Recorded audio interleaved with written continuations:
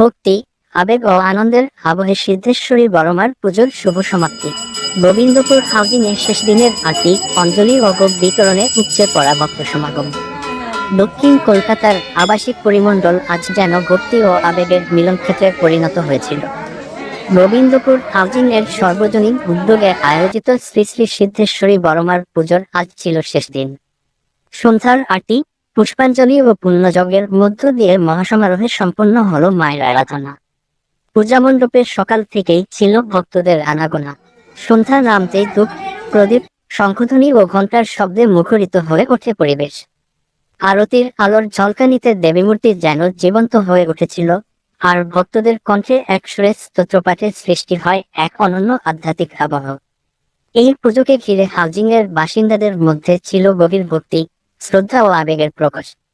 ছোট থেকে বড় সব বয়সের মানুষই অংশ নেন অঞ্জলি ও প্রার্থনায়।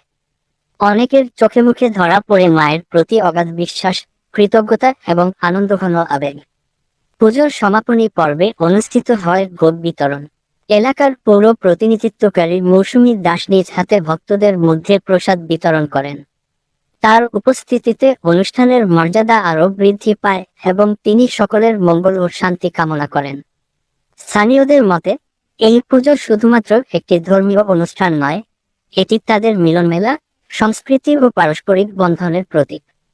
সিদ্ধেশ্বরী বড়মার মন্দির প্রাঙ্গণ হয়ে উঠেছিল ভক্তি, ভালোবাসা ও সাম্প্রদায়িক সম্প্রীতির এক উজ্জ্বল উদাহরণ।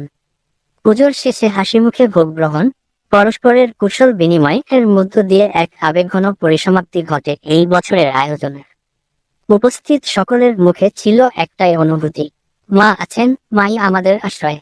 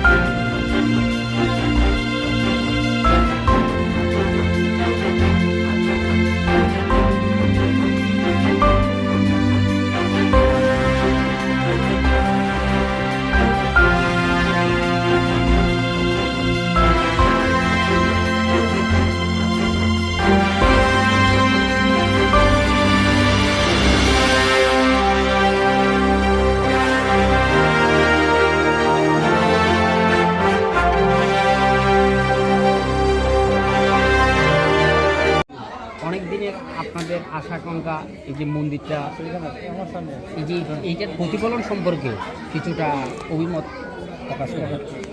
ব্যাপারটা হচ্ছে যে এখানে আমাদের দীর্ঘদিনের অনেক রকম পরিকল্পনা ছিল, কিন্তু সেই জায়গায় আমাদের মন্দির হয়েছে এবং আমাদেরই আবাসনবাসী গৌরবের নামটা না বললে অন্যায় হবে।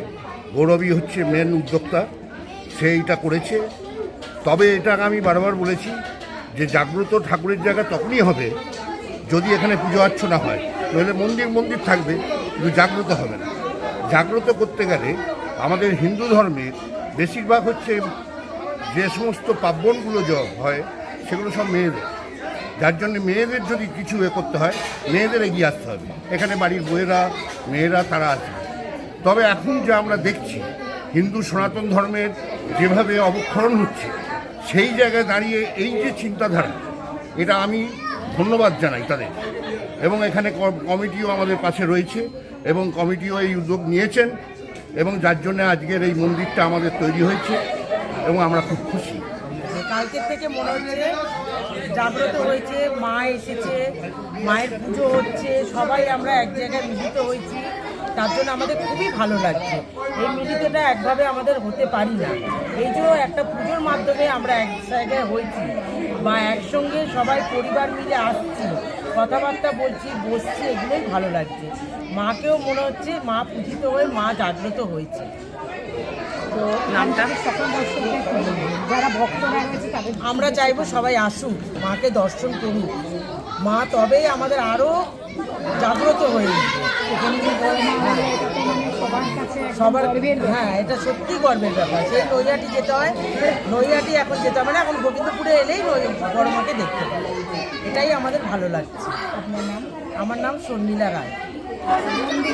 যেটা 30 বছর ধরে স্বপ্ন দেখেছিলেন যে তৈরি হবে, এবং বয়স্ক মানুষদের জন্য খুব সুন্দর হয়েছে, যাতে তারা যেতে পারে না দূর দূরান্তে, তো ঘরের সামনে এরকম একটা করতে পেরে আপনাদের কেমন লাগছে, আর সকল ভক্তদের কি বলবেন? খুবই ভালো লাগছে, ব্যক্তিগত করে এবং সকল ভক্তদের বলবো সবাই এখানে আসুন, দেখুন। আপনার নামটা? ক্ষুদ্র একটা আবাসন, সেই আবাসনে আমরা 136টা পরিবার বাস করি। এই 136টা পরিবারের সমস্ত প্রবীণ নাগরিকদের 1997 সাল থেকে আজ পর্যন্ত তাদের ঐকান্তিক ইচ্ছা ছিল আমাদের এখানে একটা মন্দির হোক, যেখানে তাদের উপাসনা করার জায়গা থাকবে। সেই উপাসনা স্থল 30 বছরের আশা আকাঙ্ক্ষা আমাদের আবাসিক গৌরব দে, তার চেষ্টায় আজকে পূরণ হয়েছে এবং সেই মন্দির গতকাল আমরা উদ্বোধন করেছি। বিভিন্ন অতিথিবর্গরা এসেছিলেন, এখানে উদ্বোধনও করে গেছেন। মায়ের পুজো আজকের হচ্ছে, আবার ভোগ বিতরণও হচ্ছে। সবাই আসছেন এই ভোগ বিতরণ অনুষ্ঠানে যোগদান করছেন। আমরা খুবই আনন্দে আপ্লুত যে প্রবীণ নাগরিকদের জন্য আমরা কিছু করতে পারলাম।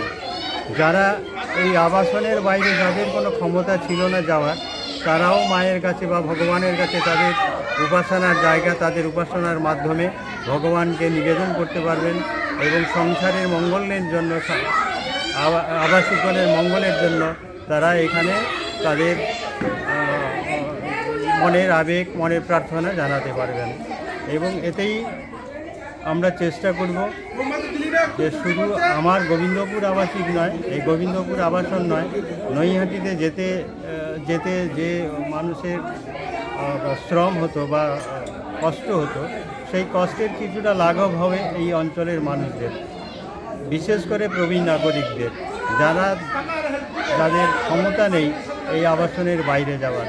তারাই আমার এই মন্দিরে এসে তাদের মনস্কামনা পূর্ণ করতে পারবেন এবং সংসারের সবার মঙ্গল কামনা করতে পারবেন। এটাই আমাদের মূল উদ্দেশ্য ছিল। এই মন্দিরকে ঘিরে ঐক্য, সংহতি একটা আমরা আশা রাখছি, যাতে সবার মধ্যে সবার একটা মেলবন্ধন তৈরি হবে। আমার হিন্দু সনাতন ধর্ম জাগ্রত হোক, হিন্দু সনাতন ধর্ম বিস্তারিত হোক, প্রভাব হোক আমাদের এই ঐক্য সংহতির মিলনের মাধ্যমে। আমার নাম সুরেশ্বর দাস, এই আবাসনের একজন আবাসিক। আমার এবং সকলের প্রচেষ্টায়, বিশেষ করে গৌরবদের প্রচেষ্টায় আজকের এই মন্দিরটা আমরা তৈরি করতে পেরেছি। এই ঐক্য সংহতির মিলন যে একটা বড় মাপের জায়গায় ভবিষ্যতে যাবে, সেই আশা আকাঙ্ক্ষা রাখছি।